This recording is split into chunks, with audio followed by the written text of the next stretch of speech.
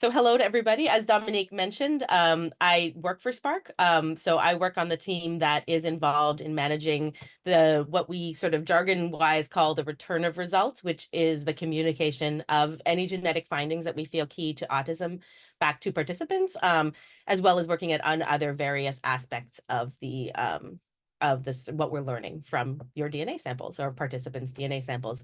And the purpose of the talk today is to give a little bit of background about this process by which we communicate genetic findings back to participants, and sort of as a preamble to then present a publication that just came out in Genetics in Medicine on the first 20,000 individuals with autism that we've been able to sort of analyze for these findings.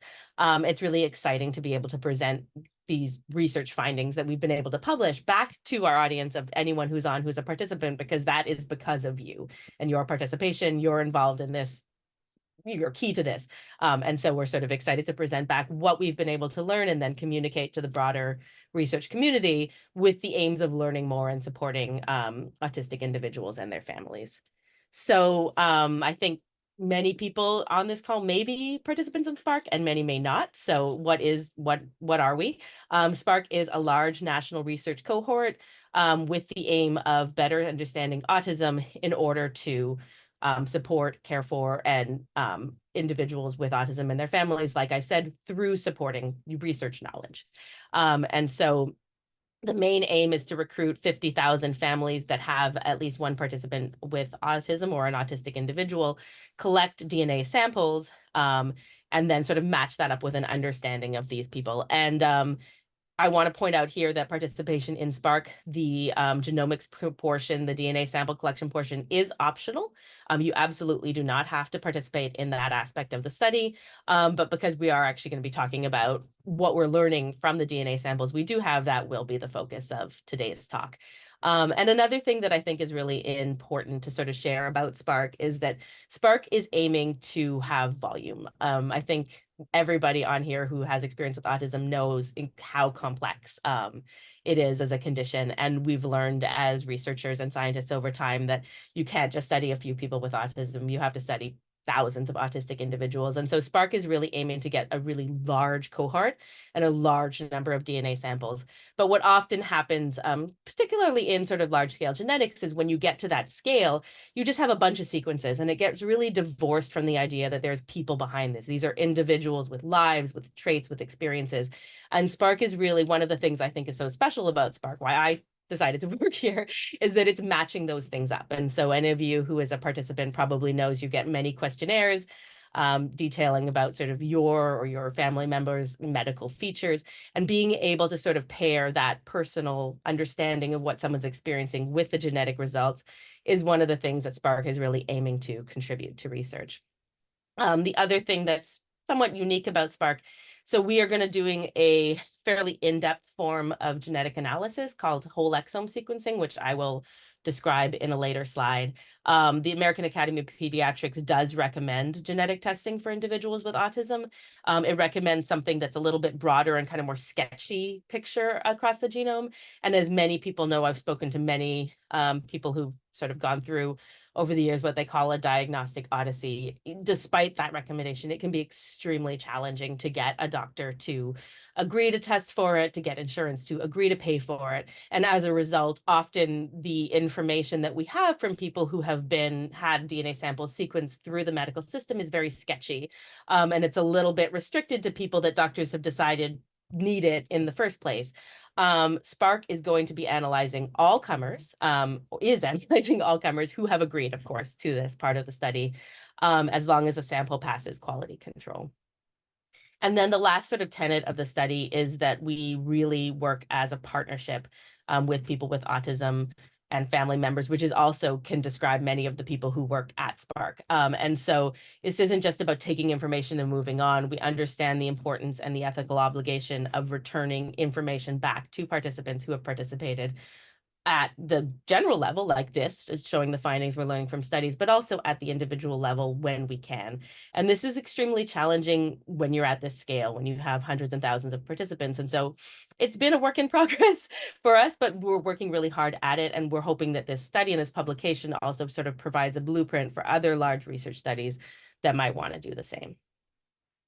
So I'm going to go through a little bit about how we analyze a Spark sample and its life cycle. This is a large scale picture of it. It's not an individual level, but I really want to emphasize, if you look at the bottom, that if you have questions about your own sample, if you feel like it's stuck, if you're wondering what's happening, please, we do want to hear from you.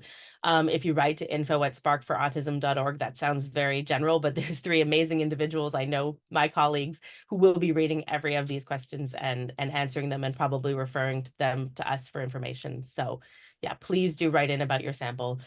Here I'm going to be talking in more sort of broad scale. So if you're a participant who has agreed to be part of the genomics portion of the study, you will either get a saliva kit mailed to your home, or you can do this through an affiliated clinical site, spit in a tube, mail it in. It arrives at a laboratory that will then extract DNA from the sample. And then it will check this DNA sequence for genetic changes in specific genes and regions of DNA. And so how that's, so I mentioned earlier that we're doing something called whole exome sequencing. Very broadly, that's looking across probably 30 million of these code changes roughly, that specifically codes for genes, and it's looking across all of them. So it would be different than if you sort of did a panel where they said, well, there are these 10 genes involved in epilepsy, let's check those, right? This is looking across everything, essentially. But then there's a lot going on. And the type of changes that happen in your DNA actually happen to anyone's DNA. Everybody has hundreds of these changes. There's another step to understand if they are meaningful, if they hit key genes involved in the process, if they're doing something significant. So then that's sort of after the sequencing, that becomes the analysis portion. And so in the analysis portion, we can look at sort of a reference genome, look for changes between them, and then try to analyze if those changes may have been a cause of somebody's autism. If we believe that we've found something that could be a cause of somebody's autism, at this point, we know from a research point of view, but this is not the level of finding that is appropriate to return to a participant because it's not clinically certified, it's not clinical grade, and we don't believe it's ethical, but also our regulatory agency doesn't allow us to. So there's an additional check that happens at this point through a clinically certified process. And it will recheck that region, as well as expert sort of laboratory geneticists will review it and determine if they believe that change is significant or the jargon is pathogenic or not. Once that's checked, then we will reach back to participants and let them know about that specific finding in the individual with autism and then other family members that we have tested for it.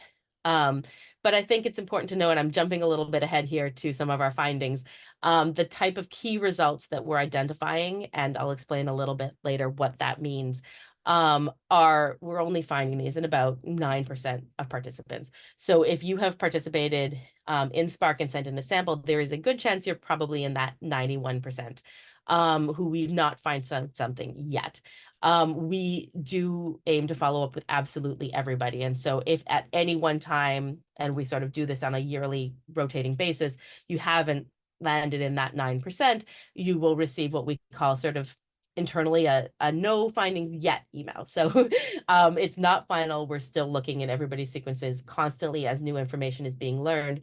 But we're saying at this time, we do not have any genetic differences related to autism to report to you. And I think we've at this time sent a little over 50,000 of these to individuals specifically with autism. That's what makes you eligible for this communication. The other thing that I want to note is that this step, this clinical confirmation step, is actually quite expensive and time consuming. And so if you have told us at the time of registration that you know that you have a particular variant, and we do find that in the research code, we're not going to again pay, because the point of that next step is to communicate it back, and the participant already knows. And so when you receive that communication, there is a portion of it that says, should you have told us about a finding, you may very well still have that finding, but we can't tell you one way or another. And if anyone has any questions about that, let me know, because it is sometimes a point of confusion. But I think the key to get is that if someone does receive this email, it doesn't negate or change any information that you may have already received clinically. It just means that we have nothing that we're adding at this time. All right. So what about this 90%. What does that mean? Does that mean that this 90% of individuals we're not communicating back to with the finding don't have genetic autism? That's kind of weird because there's autism in my family, and I, it seems to be passed down. And so the answer is, generally based on sort of large scale population twin studies, we understand that autism is probably almost entirely a genetic component that may interact, with environmental factors. But not all of those genetic factors can be sort of pinpointed to a level of certainty where we can communicate to participants. And so one way to think about this is that there is and as we all know, I'm just going to add that, autism is a spectrum, right? And multiple people fall in multiple places across this spectrum. And it's just maybe once you get across like a diagnostic line that you may receive a diagnosis. And so we would think about that diagnostic line as sort of like a line on a cup of water, and various genetic or environmental contributions are kind of piling up for you to reach that line. And a certain type of finding that's often novel, which means it's not in anyone else in the family, but it's arisen as sort of a copy change in the sperm or the egg. It's only present in the individual with autism. You can think of that as like a really big ice cube. And on its own, it's probably significant enough to push someone above the line. And because of that level of certainty and understanding, these kind of findings are what underlie most of what we are confident in being able to say, yeah, okay, we see this in a person who has an autism diagnosis. We can feel confident telling them that that is probably a cause of their autism. Then on the other side, there's things like, I think a lot of people have an intuitive understanding of height, which is also passed down with common genetic changes, which means that there's multiple variants all across many genes in the genome that may be contributing to height.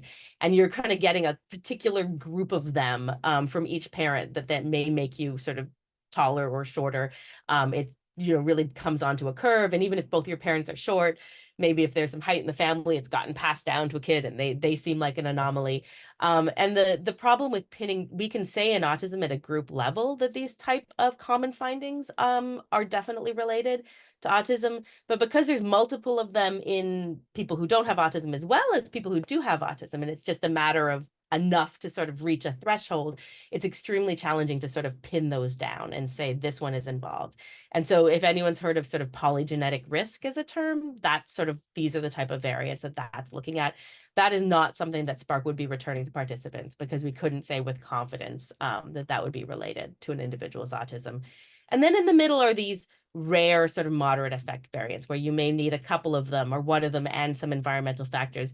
These are often the ones that we see that are inherited, but that we can pinpoint. And we are returning some inherited variants through Spark, but just by the nature of our understanding and our confidence in them, they are fewer than these spontaneous ones.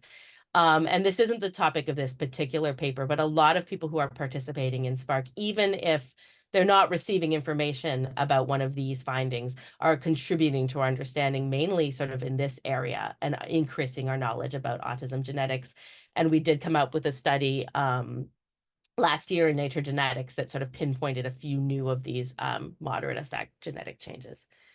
So then when we talk about what we are returning on these big ice cubes, what does that mean? So there's many ways. I talked about we will look in a sequence and we'll look for any differences. Everyone has tons of differences. So how do we kind of narrow in on which ones may be relevant to our participants that we could communicate to them about? So first is at the gene level. And I'm speaking a little bit about genes here, but there can be two types of genetic changes in individual, one code change in an individual gene, or potentially like a duplication or a deletion of large stretches of the sequence that it may include multiple genes.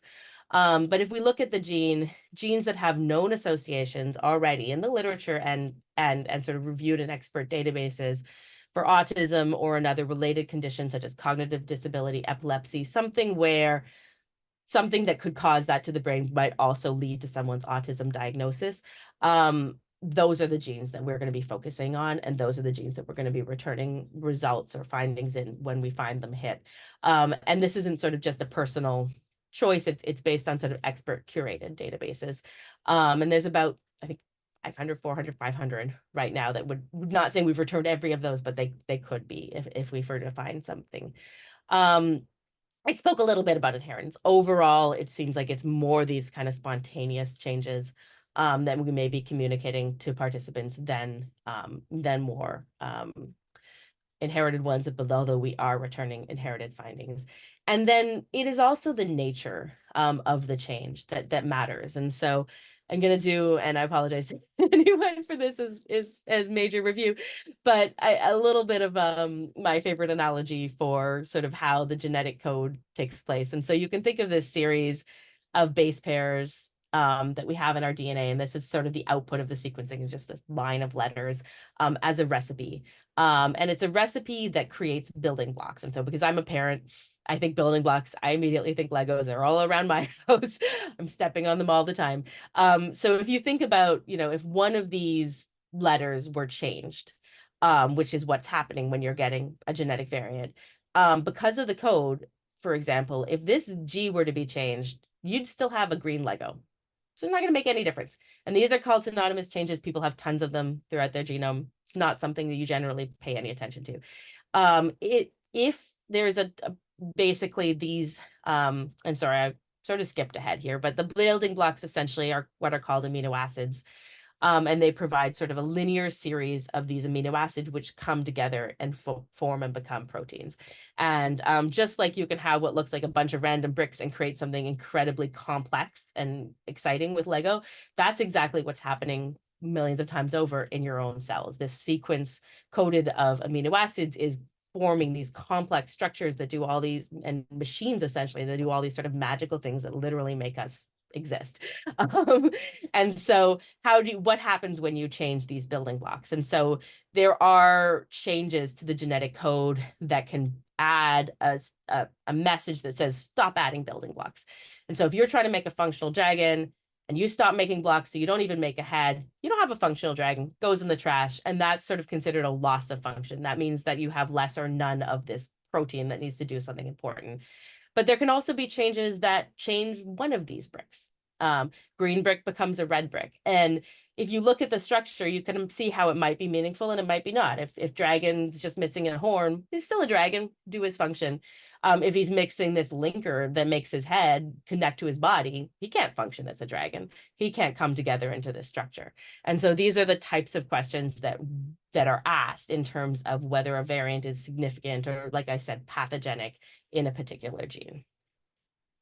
So I just want to, the last preamble thing I want to add is why we care, why we want to be absolutely certain that something may be a cause of someone's autism. We don't want to, why aren't we just telling them everything and people can figure it out on their own?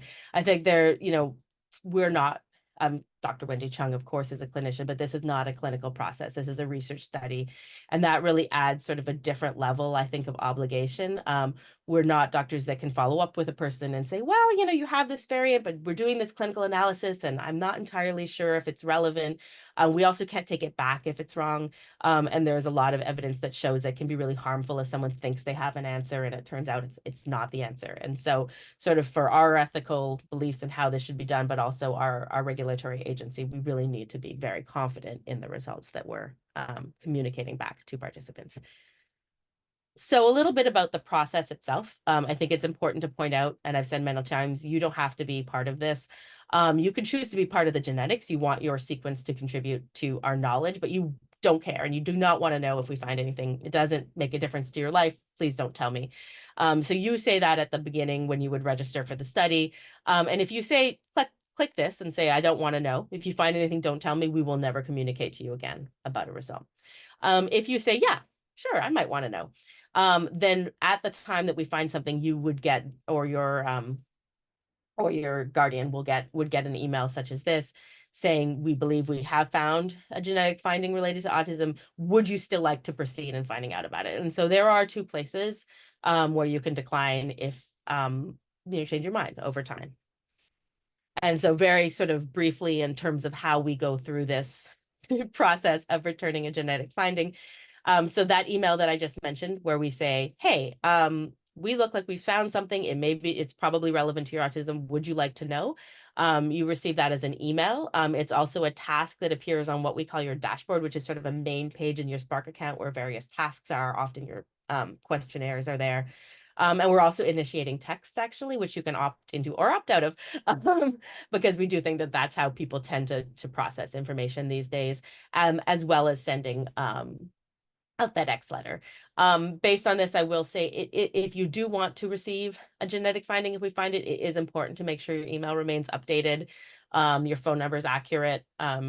And we do our best to sort of follow people if that's not the case, but that would be a good thing to check in on if you put a work email and changed work or something and it's been a little time. We may actually be trying to reach out to you. Um, then when the participant receives this email, so this is something else that I think is very important from an ethical point of view. Autism is unbelievably complex, as everybody knows, and autism genetics is quite unique. And so we feel, and our regulatory agency feels that it's very important to have a professional return these results. And so we highly encourage people to get the result through a Spark funded genetic counselor. This is at no cost to the participant, and this is a process that we're overseeing and we're doing quality control on. If you do go by this process, you will receive your genetic report with your finding on it. And you can then get that in your medical record, take it to any doctor you do want to share it with. Don't take it to any doctor you don't want to share it with. It's yours. You've been counseled on it and you can do with it as you wish. But you may also choose your own provider to do the return. And so when you receive this notification, you're telling us, yes, please, I want to know. And yes, please share my information with, genetic counselor A or Dr. B so that they can tell me. At that point, we send all that information as well as additional report we make explaining what we know in the literature about the gene so far to either the genetic counselor or the provider. And then we reach back again, similar methods to how we did the original communication to the participant, letting them know that's taken place, what the next steps are going to be, and how they can reach out to the genetic counselors themselves, and they will also reach out directly to the participants. At the end of this process, the genetic counselors let us know that the result has been returned. But if you have chosen for your own provider, we actually don't know. And so we will be following up with you and say, do you know? And I think this is very important because us being able to say in our system, this individual now knows about this genetic finding triggers additional community and research opportunities. And so our partner study, Simon Searchlight, for example, groups together every individual who has genetic changes, for example, in the same gene, and you could join that community. And people often find that incredibly helpful and supportive to be discussing with people who have very similar sort of origins to their condition than they do. And also research opportunities that might be gene specific that we wouldn't be able to tell you about if we didn't know you knew about that finding. All right, so I'm going to go quickly, but our number of results that we've been able to communicate back to participants has increased yearly fairly significantly. We're continuing to sort of move forward on this and actually work really hard on speed. And so going forward for any new samples that come in, we're hoping to be actually very quick and to be able to get a first answer back to participants. So on to the publication aspect of this. And so I just wanted to show that we have this publication because, again, like I said, we have every single person who's participated in Spark to thank for this, as well as everybody who's worked on Spark. And this is your contribution as much as anybody else. So I guess it was a little blurry, I apologize. I spoiled the lead a little bit on this one, but when we're talking about, and I think it's important to remember through the rest of these slides where I talk a little bit about the data in the study, that when I talk about a genetic finding or returnable finding or a key finding, I'm referring to these strong results that we feel confident in. Those are not the only genetic findings, but these are the ones that we feel that current knowledge essentially is capturing. And Spark has another aspect of the study, which is extending the current knowledge, and everyone participating is part of that. But based on current knowledge, if a doctor were to order testing, a clinician were to order testing, what would they learn that they would be confident in? And that's essentially the findings that we're talking about here. So overall, we're finding it in roughly 9% of participants analyzed. This goes up to 12% in females and down to 8% in males. Please ask if you want a little bit more detail about this, but females essentially, for both, I think, sociological and physiological reasons, when you looked at that cup, they have slightly higher threshold. And so because it takes slightly larger hits for a woman or a girl to get autism and therefore be in the study in the first place, they're more likely then, once they're in the study with the diagnosis, to have one of these larger key findings. And I can go into more detail about this. And so I talked a little bit before about how, you get to a certain doctor, you get to a certain insurance company, and you say, I want genetic testing. And they're like, yeah, I don't know. Like, let's see. Do you have anything that suggests you might have something genetic? So a lot of the findings that are coming out are pre-assuming things, and they're pre-stacking the conditions that people have when they have findings. Another phenomenon that will happen is researchers will say, I want to find out genes associated with epilepsy. So they'll take everybody who has seizures, or very severe syndrome of some kind, and then they'll find a gene in those individuals and they'll associate that gene with those very severe features. But you're not looking in people who don't have them, and you don't have a full picture of everything that this gene can or these variants can do. So Spark, because we are analyzing all comers who approve to it, has this kind of bigger picture. And as a result, we're able to sort of report back, and that's what one of the things that we were able to do in this study, report back features that we think are associated with one of these key findings. So I don't want to intimidate I think too much with this graph, but essentially, if anything's above line 1 here, then that means that an individual with this condition or this feature is 2 times more likely to be getting a genetic finding from us than an individual without that condition. So 2 times, or 240%, for example, in this case, up to 5 times. So these are all the features that really stood out. They were strongly increasing the odds of having one of these key findings. And I didn't put the statistics here, but they were all highly statistically significant because Spark does have the numbers. This is in 20,000 people. And what we're finding is that it's sort of more complex medical features that make it more likely. So things like intellectual disability, learning disability, cognitive effects, and then also things that affect the whole body, which makes sense because these genetic changes aren't just in cells in the brain, they're in cells throughout the entire body. So if they're a big ice cube here, they're a big ice cube potentially everywhere. So things like motor delay, encopresis, enuresis is an inability to hold your bowels or bladder after an appropriate age, and it is more of a physiological than a behavioral thing. Having an overly large or an overly small, or unusually, sorry, large or small head size, shorter statue, seizures.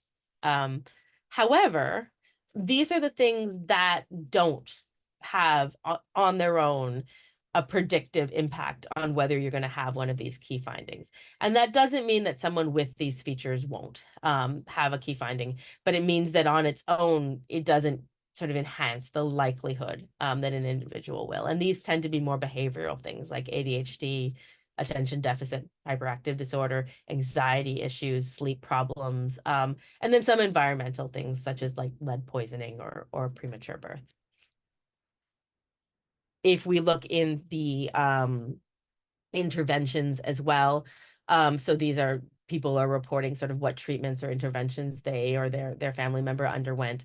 Again, we're sort of seeing this kind of trait of the whole body. And so if you're having physical therapy or recreational therapy, you're more likely to have a genetic finding. But if you're having behavioral treatments, that's not, and that's probably just everybody. So if we take essentially this group of conditions and sort of think of them, not conditions, traits or features, as sort of predictive of having a genetic finding, and group them together, we can see that if a participant has 3 or more of these, now they've gone up to being 20% likelihood of having a genetic finding that we can return to the participants. And this is actually more in line with some of the findings people are finding from sort of clinical studies. So it shows that this is probably the people who are being referred for genetic testing sort of in the first place when they're in the medical system. But I think it's really important to point out, and I think this is a key kind of contribution that Spark is able to give, that even if you have none of these features, you still have a 4% likelihood of having a key genetic finding from Spark. And so I think that is something that Spark is really able to contribute, is to look across the spectrum of autism and show sort of a fuller picture of the impacts of some of these genetic changes and the impacts of who might be able to learn something from having DNA sequencing. The highest chance of having a genetic finding is in women or girls with 3+ genetic changes and who are also the only person with autism in the family. And if you remember, that goes back to having that one big ice cube hit, not an iceberg, ice cube. And that is in the 30% odds.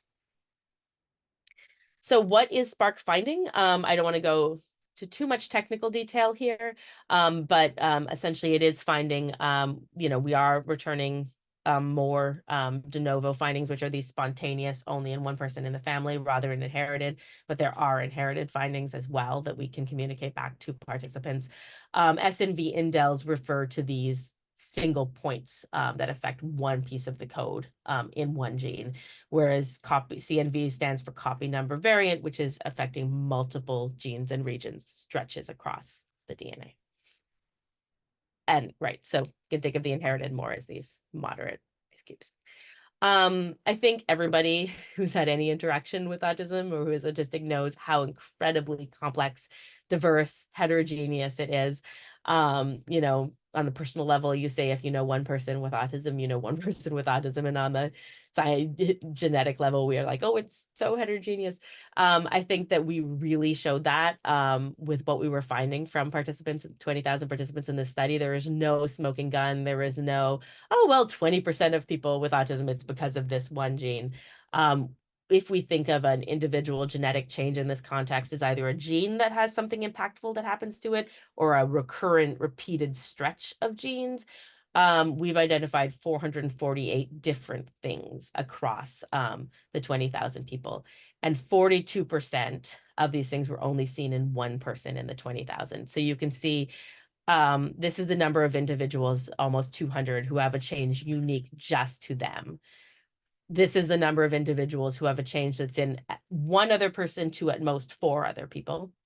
And then this, and I've got these little bars here because this is not a spectrum of everything. They're an isolated pieces of information.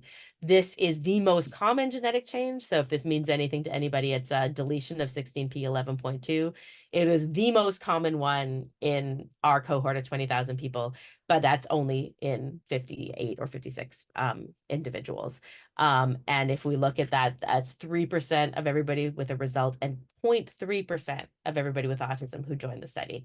So I'm not saying this to minimize the significance of the results we were returning or providing back to participants, because obviously if it's a key thing to you, it's a key thing to you, but make it clear that autism really truly is complex and there will be no sort of genetic smoking guns involved. It'll be this contribution of multiple factors. So I've mentioned it several times that we're not, inherited is a less of what we're returning, but it is a portion of what we're returning.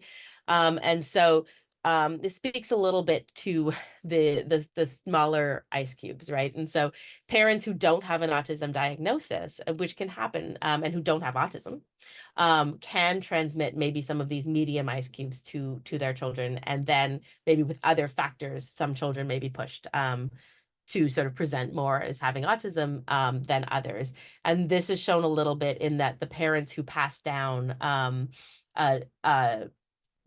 one of these genetic findings to their children are more likely than parents who aren't passing them down to have attention deficit hyperactivity or sort of a developmental diagnosis, like seizures or something, not seizures specifically, but sort of some sort of medical developmental diagnosis.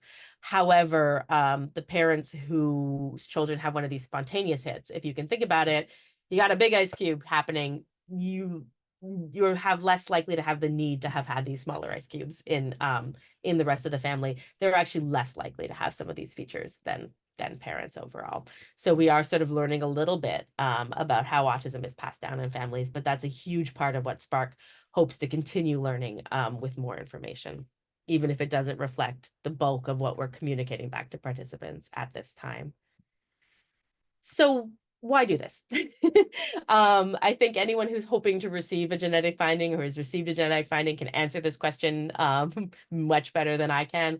And I don't like to put words in participant mouths. So Amy Gravino is an incredible participant in Spark who actually wrote an article in CNN about what it meant to her to receive genetic finding. And the key of what she was saying was similar to some studies that have been done in terms of how people feel. And it's sort of changes everything, changes nothing, right? It doesn't change who she is. It's never going to change who she is. And it's not going to change how she behaves tomorrow. It's not going to change what medication she takes, but it changes everything because it helps her understand exactly who she is. That she was always this way. And this is Amy's words, not broken or bad or a failed version of normal, but just who she is. And that's part of understanding that. And having returned and spoken to a lot of participants who've received these results, both in my position here and previously as a journalist, there can be, I mean, just an incredible sense of relief. We all know we're not causing autism by eating something during pregnancy, but you are bombarded with this stuff in society, and it is so hard as a parent not to ask these questions. I know that personally. And so, people often when they do learn can feel this sort of sense of relief of this is who my child is, and that's who they've always been. And I don't have to sort of stress that I could have done something differently to support them better. It is what it is. It can help end a fraught diagnostic odyssey. People are looking for answers, and they're not, unfortunately, always getting the support in the medical system that we wish that they would have. It can also help individuals sort of be more focused. We've talked in terms of seeking out support from other individuals. So we've talked a little bit about how heterogeneous autism is. And depending on who in your community may have an autism diagnosis, they may not feel like yourself or your child. And if you connect with people who have had the same genetic change, there is that maybe stronger sense of community and stronger sense of potentially practical advice. Also seeing sort of how individuals grow up who have a similar underlying genetics to yourself or to your child. It can help with medical care. This is not a guarantee, and in fact, in most cases, it doesn't. But we've heard from people who said that they believe that children's staring spells were always seizures, but they were never referred to a neurologist because the doctor didn't believe it. Now they can come with this genetic finding that's associated with seizures, and they should have been listened to all along. But it can help the process. There are times when it may have effects on other things in the body, like cholesterol, blood pressure, things that can be monitored, checked. They might have an effect on an organ, and you now know to follow that up. So there is a medical component, but that is probably not the bulk of the utility of learning of one of these genetic findings. And so broadly, in terms of doing this study, what were we able to learn? We've sort of better understanding of who might get a clinical genetic finding that would explain their autism. We can present to other research studies how to juggle the ethical responsibility of sharing these results in a rigorous way at a large scale. How do they support the people receiving them? Do they? Is it worth doing? We believe it is from feedback that we've received and studies that we've done. And what specific genetic changes are present in a large group of people with autism who are not the people who necessarily were referred for genetic testing, but across the entire spectrum. How will getting this information out there in publication help? So clinicians can learn the benefits of genetic testing for autism. It can learn who might benefit from it. It shows them that it might be broader information, benefit a broader group of people than they may have thought. It expands our understanding of the impact of a specific genetic change by not just looking in people who look a certain way to begin with. So we can really get a full picture of these variants. And some, they often may lead to less significant effects than we might have thought. And that's, I think, an important thing to know. And then researchers who are sort of specifically following up certain genetic changes in their work can find individuals through Spark. And if the individual in Spark has learned about their result from us, then the researchers can communicate to them about participating in more focused studies. And broadly, I think it is possible to do this at the scale at which we're attempting it. It's hard and expensive, and we've learned so much throughout, and we're always seeking to improve, but it can be done.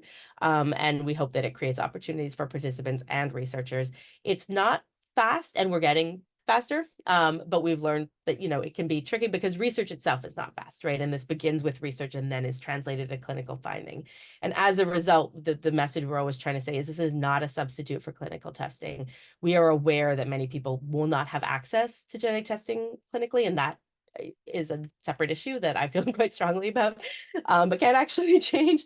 But if you do have that opportunity, clinical testing will always be incredibly valuable. It will always give you a bigger picture than what Spark is able to return, because we are a research study that's only approved to return certain findings back to participants.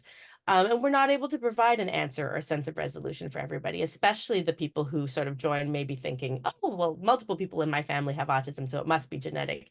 We are learning from every single participant, but some of these results are just not things that we can communicate back. And so we wish we could provide that sense of satisfaction I was talking about earlier to everybody. But by its nature, that's not possible. But by participating and continuing this, we hope to expand that percentage over time. And so thank you, anyone on this call who is a participant, thank you. You are the reason that we're able to learn all of this. You're why we do this. You do this for you because of you, and hoping to be able to support you, both people who have, children or family members or yourself, artistic individuals. And then I want to say a specific thank you to the team that's involved in managing the return of results, in particular, Pam Feliciano, who you may know as the Spark Scientific Director. But to do a study this big and do this much, it takes a huge, huge village. And this is only still a fraction of the individuals through participants, clinical sites, and the Central Spark staff. And so, of course, we acknowledge everybody as well. And yeah, so I'm prepared to take questions at this point. Thank you so much, Jess. This was really great. And what I can tell from the Q&A, people are definitely learned a lot and have some great questions. So let's get right to it. I love to have a chance to answer them. yeah, we have a nice amount of time, so that's great. Okay, great. So going back, before we get into some of the questions that speak directly to the paper, the findings of your paper, I wanted to talk about just the return of results more generally. So you mentioned in the beginning of your talk that if somebody joined Spark and they already received a genetic finding elsewhere, that Spark would not then return that finding to them because again they've already received it. So should those people still join Spark? What and why, and what, how is that helpful if there's thank you, that's a great question. So absolutely, for multiple reasons. So from just a very practical point of view, there are multiple people who have self-reported a finding and we've found something else that we have returned to them. That's happened enough times that it's sort of, I can't give a number, but that definitely happens. So it's possible that what you know about or may know about isn't the full picture, and we can provide sort of additional pieces to the puzzle. But on a broader level, I think joining Spark really isn't, in many ways, it's about, certainly for many people, one of the goals may be to have an opportunity to access genetic testing to hear about a finding, but it's also an opportunity to participate in a large-scale research study. And we can learn an enormous amount from your genetic finding, even if you already know about it, by understanding how it associates with the traits, various things like that. And so that 9% number that I'm including in all of that data that comes from that 9% number does include people who already knew, but they're contributing to this body of knowledge, and they're contributing to this understanding of all the findings that came out in the study. The other thing is that what I was talking about in terms of being in Spark, creating opportunities for participation in additional research studies. And a lot of these research studies may be targeted, researchers may be reaching out to participants who have a specific genetic change. They will, if you came in self-reporting a finding, you came in saying that you had SCN2A, that information is communicated to researchers who might be interested in following up with a study. So it could also still create targeted research opportunities for you. Great, thank you. And then I think you might have also mentioned this toward the beginning of your chat as well, but can you just briefly explain what the difference between exome and genome sequencing is? Yes, okay. So we thought we might get this question. And so I do have a little slide here. I didn't want to bore anyone with technical details. So exome sequencing is essentially, so if you look at the sequence of our genome, 1% of it, tiny little apple slice, is actually the regions in this code that actually create the code for protein or create genes. The rest of it is either linkers within the gene or linkers between genes. Linkers within the genes are these little pieces. So if you consider this the sequence for one gene up at the top, these introns are things that are actually cut out, and these pieces are glued together to create the code for the protein. So exome is looking at this 1%. Genome is trying to cover all of it. Spark is actually going to be moving towards whole genome sequencing for any new samples that come in. But I think it's important to note that this doesn't correlate to information. It doesn't mean that now we have 1% of information, and if we do genome, we'll get 99% more of information, because really most of the understanding of what happens and what works is tied to genes. And there is a huge sort of mystery, and there's some understanding, but there's so much to still be learned from doing the whole genome sequencing, and so few people have done it at a large scale, that so far there's not going to be a huge number of findings kind of hiding in here that we can immediately return. But as we get more and more sequences from individuals with whole genome, we can hopefully contribute to extending that knowledge and understanding it better. Did that, I don't know if the participant who asked that can follow up if that was clear. Yeah, please feel free to use the Q&A for folks on the call if you want Jess to further explain anything, or keep asking questions as well. So but I think for now we'll just move on to the next one, and then jump back to this if we need to. Okay, and then just another question, a last one, I believe, about the return of results process, and then we'll get into some paper questions.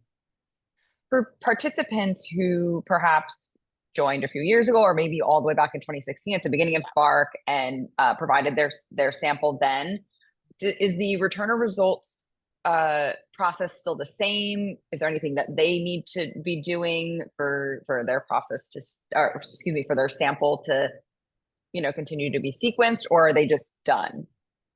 Yeah, so no one's ever done, hopefully. I would say that if you're not entirely sure, if you have received this email, this that we refer to as the no results yet email, and I'm gonna should have been prepared actually for the title of it. But if you receive this email that said, like, at this time, we do not have any genetic differences related to autism to report to you, that if you've gotten to that point in the process, and 50-some thousand people have, and it's only sent to the individual with autism, or about the individual with autism, then you can be confident that you were sequenced and that you were analyzed, that you were reviewed for findings at our stage of current knowledge. And at that time, we didn't have anything to communicate back. I can also say that many people who receive this email do later receive a genetic finding. So you don't have to, if you receive this, you don't have to do anything to continue to be analyzed. We are aware of the variants that may or may not be in your DNA. We're reconsidering things as literature expands. There's actually a gene that we'd been keeping an eye on that just got added to that expert registry. And I think there's about 10 people who are now going to get a result who had a finding in that gene that we were not able to return before. So, and some of those people may be from 2016. But the other thing I do want to add is that we have a massive number of sequences coming in, and we've really done everything to keep track of everything.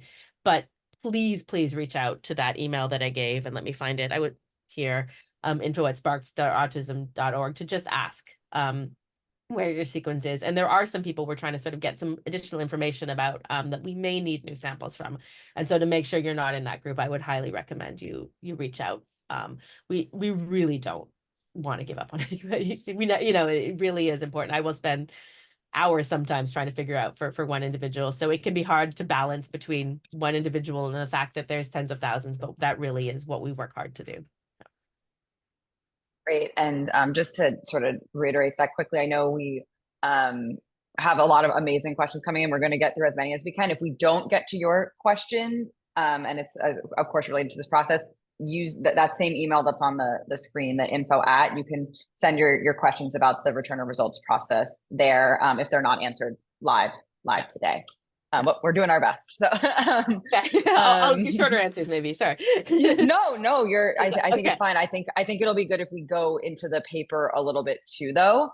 Okay. And then if we have time, we can maybe jump back to the return of results. So you showed an interesting graphic for the results that showed the breakdown of males and females. Yes. And specifically this one, and I know there was another one too that showed that females might have like 3+ of the traits that are, this one right here, 3+ traits that are associated with their autism. Do we know why this autism in girls is more likely due to some of these more major changes? Yeah. We don't, I mean, we don't definitely know why, but there Yeah, are yeah. Or theories. yeah, or do we have a, Yeah. any research pointing No, I didn't mean to to say yes so understanding that? definitively Yeah. because it's the big open question in autism research. So no, it's not fully solved, but I think that there are two things that are involved in essentially if you, and I'm actually going to go back to our cups here. If you think of this sort of diagnostic autism and diagnostic threshold as being a line of water on the cup, um, we can sort of we definitely seem to understand from data that this line is probably higher in women and girls than it is in men and boys. And why is that? And there's really two things involved that there's a lot of evidence for, and researchers tend to think are both involved. So the first is social and sociological. And autism was first identified in males. For years, doctors thought of it as a male condition. Women, based on certain things, can often be better at masking their condition or attempt to mask their condition, or science, doctors and clinicians just didn't understand how it presented in women compared to how it presented in males. And as a result, it has always been a little bit more challenging for women to get a diagnosis of autism. Autism is about 3 to 1 in males and females. There's probably definitely a physiological reason for it, but also one tends to then not one, but people can, there is the risk of it being viewed as a male disorder and women not being sent for diagnosis. And then so because of that, women may need to have sort of a bigger genetic hit that makes their autism a little bit more apparent for them to get the diagnosis, and that raises the line on the cup. But there really is there's been so much research done on this, and geneticists really believe that it's not just this social impact, that there's also a physiological sort of, and they call it the female protective effect, and that just from a genetic point of view, the same genetic variant in a female as in a male, assessed by experts who can view autism in women and girls, it still takes more on the genetic side as well to reach that threshold. So because of that, and because of the fact that we're mostly returning these large hit genetic findings, once a woman or a girl has an autism diagnosis, is recognized and is able to join the study, they're probably more likely than males to look like someone who has these big genetic hits, right? So that it was identified in the first place. And therefore, because we're identifying these big genetic hits, they're more common in women and girls than in boys. The thinking is that if you were a little bit lower on the line, if you had some of these moderate effects, women may not be actually reaching the diagnosis in the first place. So. Thank you. That was, I think, really a really nice, thorough answer to that one. And another interesting sort of demographic question that came in is, was there anything that was found related to like age of participants and their likelihood of having a result returned? Yes, thank you. That's something I took out. So it comes a little bit to this um three three plus genetic findings, right? So we talked about this picture of people who have three of these sort of predictive features, and that they're more likely to have a finding. So and part of the age of diagnosis itself wasn't as well, no, age itself wasn't correlated, but what we looked at is if you received your genetic diagnosis, not genetic diagnosis, I apologize, if you received your autism diagnosis more than 20 years ago, you're actually, that individual is more likely to have these 3+ predictive features, and then as a result is more likely to have one of these findings. And we think that that's probably related to how perception and diagnosis of autism has happened over time. 20+ years ago, the people who were getting a diagnosis were probably more strongly in this more sort of classic or obvious presentation that's more likely to include these sort of predictive features. On the opposite side of that, if you received your diagnosis for the first time as an adult and not prior in life, then you're actually less likely to have a genetic finding and less likely to have these 3+ predictive features. And again, that's probably because there may be less of a super obvious presentation that allowed someone to maybe take longer, it was more work or more time before they got their diagnosis. So those are sort of the age differences. And age wise, we're really thinking in terms of age of diagnosis. And then in terms of individuals who are adults in the study, there's sort of two groups. There's people who are autistic individuals who have joined the study in their own regard, and there are people who are dependent still as adults, often because they need significant support, and their family member has helped them join the study, and they're joined as a dependent. And so there is a difference in general. If you're sort of a dependent adult, you're also more likely to present with these features that increases the odds of one of these findings. But we're definitely finding them in independent adults joining the study. And Amy Gravino, who I kind of gave a shout out to, as one example, and she never thought she'd get one for that reason, but she did. And I think we have time for one more question, and this is more of a clarifying point that I'm hoping you can maybe make for folks who've either already provided a sample, or maybe they're new to Spark. But Yes. You mentioned dependency status, which is what reminded me of this. Okay. So again, let's use the example of somebody who maybe joined a few years ago, and their child with autism was maybe 15 at the time. They have now since turned 18. Okay. Yes. And I think where I'm going with Yes. this, and just working together. So can you just explain what that family might or needs to do so that they can continue to participate? Thank you so much for highlighting this. Yeah. Mm-hmm. So that's actually an important point. And often participants that have what we call aging out of the study have passed the age of 18, unless we hear back from the family. Even if we have a finding for them, we're not able to communicate. So if your child, they're not a child anymore, but they were your child, is dependent and you are their guardian, then there is a place where you can go into your Spark website where there's tasks, and you will have received a form. I think it's called the guardianship survey, and you can indicate that they have remained your dependent. And if that's the case, then immediately they remain in the study as your dependent, you remain in the study as their guardian, and we can communicate the results to you. Should your child, who is an adult now, be independent and no longer be you are no longer their guardian, then yeah, we cannot communicate a result to the parent, because this is an independent person who now has their own choices to make in terms of whether they'd like to be in the study, and no. And so my recommendation, have that conversation. And if this individual would like to continue to participate and would like to hear about results, then there's a process by which you can invite them to join on their own terms, and then they will rejoin Spark. And again, we will then immediately have their information back and be able to communicate any findings.